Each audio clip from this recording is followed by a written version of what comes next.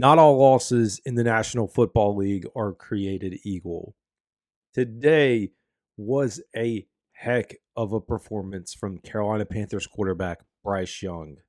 My gosh, just for a moment, just for one day, it felt like we had a competitive, competent football team here in the Carolinas. It kind of brought us back in time. It even brought us back to last year. When I think about the performance that we saw today, and it was a heck of a performance, and we heard in the post-game press conference when asked if Bryce Young is going to be the starter moving forward, Dave Canales said he's making a statement, speaking of Bryce Young, making a statement to us all. What he's doing on the field is showing he deserves the shot. He deserves to be the quarterback, and he deserves to be the quarterback the rest of the season. It would be great if Dave Canales would just come out and commit to it and say, hey, yeah, he's going to be the quarterback the rest of the way. I think I saw enough from today. You're talking about one of the top 5 defenses in the NFL. This is not a cakewalk. This is not the Saints that we beat. It's not the New York Giants. It's not the Raiders. This is a Super Bowl caliber defense that the Carolina Panthers kept at bay. They went punch for punch. If the defense could have just held just one time, just put up a little bit of a fight and not allow Patrick Mahomes to make plays, which he did, they were in this. But it felt good. And I got to tell you, man, you look out at the stadium, the sea of red. Let us be honest for a moment, folks. That sea of red, I went back and looked at the 2016 game. And again, that was coming off the Super Bowl year. So Panthers fandom, what is it a higher point at that time? But you go back and look at the start of that game or that game in general, there was not that much red.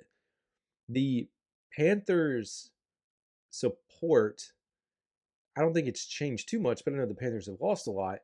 But you look at the city of Charlotte and the folks coming into this game, and it was red all around. It was like the Red Sea. Felt like when the 49ers were here a few years ago. It was just like that. But I mean, where do all these people come from? Do they just move from the Patriots to the Chiefs?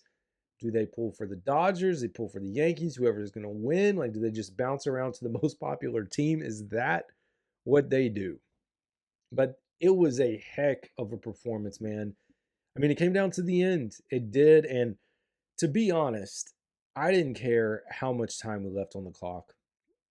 Sure, maybe as we got down there towards the end, you take your time. But knowing that we had struggled a little bit in the red zone, having to settle for field goals, it felt like a good opportunity for the Panthers to just go out and score, put some points on the board, and then convert the 2-point conversion. They got helped out with penalties along the way. They also had their own share of penalties. I mean, it was a bad day for J.C. Horn, but to be honest, a few of those were questionable, especially one earlier in the game. It was an offensive like push off, didn't get called, and they get Horn. Flags were flying all across. Like, it was a pretty sloppy game from both sides from that standpoint. But you look at the Panthers defense, man. How in the world do you sack Mahomes 5 times? Like, how do you? It's hard to say play as bad as you did, but kind of is play as bad as you did and still get 5 sacks and still make some critical plays down the stretch. It was just Mahomes is going to play like Mahomes. He's the best quarterback in the NFL. He knows how to play the game. He's going to find ways to win. He knows how to extend the play. He can make plays with his feet when he needs to, and that's what he did. And they just delivered. They delivered like a chip shot field goal. And I was really hoping that for some reason he would just shake it or miss, but nope. Chiefs continue to win one-score football games, and that's been the story of their season, being able to win those games. As a Panthers fan, you should be excited. You should be excited about the outcome of this game. Now, I like to caveat that, yes, I think Bryce Young should be the quarterback moving forward. He should be the answer. Like, we should get this resolved by end of year from what he's shown us. But at the same time, I will allow fans and folks, not that I control what you think, But if you're on the fence and saying, well, I need to see this another 3 or 4 times because I saw this last year against Green Bay on Christmas Eve, and I thought, hey, this guy's it, right? You thought at that point that Bryce Young was making the turn. So I agree that you want to stack these games. He has stacked a few since he started back in this role. And if Bryce Young did not get this chance, if Andy Dalton never got in that wreck, we might not have seen Bryce Young back out in a Carolina Panthers uniform because it seemed that this was Andy Dalton's team, Andy Dalton's ride, and that was going to be the future of this franchise. Like Andy Dalton, at least for the near term. Bryce Young has done enough. And that was a very tough defense. He's won. So it was Josh Allen, Joe Burrow, and Bryce Young offenses have put up 25 or more points against the Chiefs this year. Pretty good company to be in. Very good company to be in, if you're being honest. I know the Bengals have had their woes. They've been unable to win some games, just can't figure it out. I mean, they lead the league in tons of individual categories. They just can't find wins. That was a heck of a game. They could have crumbled. The Carolina Panthers were down by 2 scores going into the half. Was it 20-6? They could have easily folded. They continued to throw punches. They continued to battle back. I agree that the red zone scoring could have been better.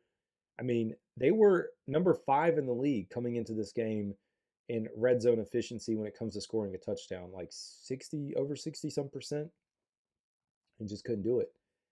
But I will take it, and it's tough because it feels like the team's finally figuring it out. Dave Canales with his play calling, the wrinkles that he drew up, he took advantage of the bye week, and I liked what I saw from Adam Thielen. It was unfortunate that Jalen Coker was out. It's also unfortunate that Jadavian Sanders had the injury that he had. We did hear that he is out of the hospital, but they're still going to do an evaluation, but that would trend to be positive news. It looked like a concussion straight up, maybe something more, hopefully not. The way he just landed directly on his head, you could tell he was hurt. I I mean, you're not going to tell football players like what to do or not to do.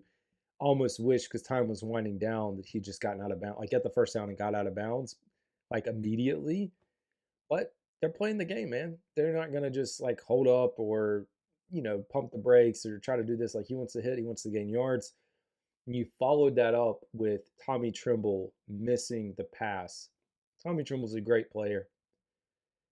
I think we have seen in the short span that we have had Jatavian Sanders here in Carolina that Jadavian Sanders is going to be your tight end of the future. And Tommy Tremble's a free agent next year. I know him and Chuba Hubbard are buddies. I don't know if he's back. If he is back, he may be more of your Ian Thomas blocking tight end, if we're being honest. Rough. Tight end room is thin. You're talking Felipe Franks now, Tommy Tremble, and then you're going to have Jordan Matthews on the practice squad. That's really your crew, depending on the state of Jadavian Sanders when he comes out of this. Good game from Xavier Legette. And as I just start to kind of talk through different players, let's actually pull up the scores here and take a look at the final box score, what we saw. Uh, One of the best days for Bryce Young. 21 of 35, 263 yards. Those misses, or some of the misses, weren't necessarily all on him. There were drops, 1 touchdown, 0 interceptions. He was sacked twice, 92.9 passer rating. Chuba Hubbard, 16 carries for 58 yards, 1 touchdown. They have a really good rush defense. I think on the broadcast they said they have not allowed a single rusher over 60 yards. Like, that's how good they are. Bryce Young did make some plays with his feet, 3 for 20. And then Jonathan Brooks had 2 carries for 7 yards. I know Chuba Hubbard is RB1. He's not really going to pull himself out. I would have loved to see Brooks get a few more touches because it felt like he was kind of feeling it. I mean, 2 for 7, 3.5. He was falling forward. Longest run was 4 yards. I wanted to see a little bit more. And speaking of Moore, how about David Moore? Great day for him. 6 for 81, best game of the season for him. 1 touchdown. Adam Thielen 3 for 57. Xavier Legette 4 for 56. Jatavian Sanders was starting to click, had 3 for 49, and Devin Tompkins 3 for 13. I mean, Tompkins was getting caught up, or actually got signed to the active roster with the moves that they had to make with Ian Thomas going to IR, Miles Sanders going to IR, all those things that stacked up. Didn't really get Chuba Hubbard involved in the passing game or Jonathan Brooks, which I expected to see a little more of that. But Dave Canales called a heck of a game, to be honest. Like, I liked coming out of the bye what he did. He was prepared. He had new looks. He had plays that we haven't seen. He ran motions we haven't seen. He's becoming a really good coach. And if you're a Carolina Panthers fan, that's what should excite you, is that Dave Canales, as a head coach, is really coming into his own. He's getting his footing. He's understanding what it means to be a coach. And I do think he is building culture, and it feels like he is in control to do that. It's a bad year for the defense. And no matter who gets healthy, no matter, what you have with DJ Wonham coming back, I don't think they're ever going to be able to make the leap. There's going to be bigger questions on, is Ejiro Evero the right guy? Maybe not. Who's going to replace him? But at least from what we have seen, the offense really is coming around. Bryce Young is improving. Offensive line continues to play well. Bryce Young did have the 1 sack where he fumbled, but Ike Ekwonu jumped on it. And it was a really good day all around for the team. They just couldn't. You think about a few more of these scores, whether they get the 2-point conversion earlier when they had all the penalties and had to back up and kick. And if they convert just one of those field goals into a touchdown, it's a different ball game. And Panthers probably on the victorious end, although, you can never put anything past Patrick Mahomes. Josie Jewell led the way with tackles, 9 tackles. He had 1 sack, 1 tackle for loss. Xavier Woods had 8, 1 TFL. A'Shawn Robinson, who got hurt, had 8 and 1. J.C. Horn, what a play, man. That was his first NFL sack. He's been close. That was the first sack he had. 6 tackles, 1 sack, 1 tackle for loss. Like we said, it was a tough day for him. It was just bad on some of the calls. DJ Wonham also with another sack. Like, this dude making an impact. The Gamecocks stacking up the sacks. Jadeveon Clowney had 1.5, so you had 3.5 sacks among all the Gamecock players on the team. And hey, I'm a fan of even looking out into next year. It's some of Kyle Kennard, who's going to be available for the Gamecocks going into the draft. The story of the game is Chiefs score touchdowns, Panthers can't stop them, we score field goals. So you had, in the first half, a touchdown, a field goal, and a touchdown for the Chiefs. Meanwhile, we had field goal, punt, field goal. Only 1 punt in the first half. Second half, defense settled in, touchdown for the Panthers, touchdown for the Chiefs, field goal for us. Then we had a punt. It was Chiefs, punt, we punt, then Chiefs, touchdown, and then the field goal. So close, man. It was so freaking close. Felt like it really did feel like they were going to make the turn. And we were excited. You were excited. I know you had to be if you're a Panthers fan. At 3-8, if we're being honest, it just the playoffs seem they are attainable, but really we're talking you've got to win out. And I don't know if an 8-9 team is sneaking in. I don't even know if a 9-8 team is sneaking into the playoffs.